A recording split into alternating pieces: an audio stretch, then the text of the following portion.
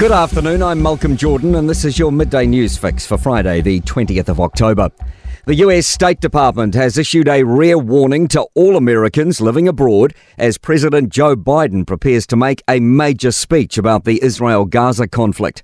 It says all US citizens should exercise increased caution due to rising tensions and the potential for terrorist attacks, demonstrations or violent actions. The warning comes after the Israeli Defense Minister told Israeli troops stationed on the Gaza border that they'll see Gaza from the inside soon, suggesting a ground invasion is imminent. CNN's Nick Robertson says troops are now just waiting for the all-clear. One minister I spoke to today said the politicians have given a green light to the military. It is all in the hands of the military now when they choose to go in. Meanwhile, Egypt is preparing to allow aid into Gaza sometime tomorrow. Here in New Zealand, MFAT officials have issued a do not travel warning for Lebanon, on top of existing warnings for Israel and Palestine. It says there's a volatile security situation across Lebanon with unpredictable security, significant threat of terrorism and risk of kidnapping near the Syrian and Israeli borders and the Palestinian refugee camps. The ABC's Alison Horn says the warning comes after an escalation of violence on the Israel-Lebanon border over the past 48 hours. Anti-tank missiles, rockets, live ammunition being fired out of Lebanon into Israel, and in response Israel has hit Hezbollah targets with a number of airstrikes. Meanwhile, the UK Prime Minister has publicly pledged his support for Israel in Israel.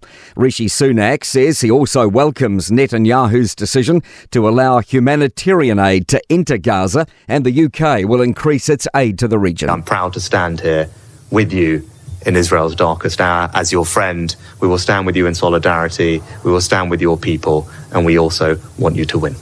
Sunak says he also recognises Palestinians as victims of Hamas. There's criticism of a forecast that our economy is on track for a soft landing. Infometrics has revised its expectations for next year up to 0.9% growth, saying strong migration figures are having an effect. But Auckland University macroeconomics professor Robert McCulloch says our incomes are not keeping up with inflation. So I think it's extraordinary that Infometrics, when Kiwi households are finding it hard using the word soft to describe what's happening in the country at the moment. An appetite for change amongst the public over our sentencing and parole laws. It follows 21-year-old Tyrese Fleming controversially walking free on parole yesterday, despite being sentenced to 2.5 years last year. Fleming was on a restricted licence and had been drinking when he crashed a car at Washdyke near Timaru, killing 5 of his friends in 2021.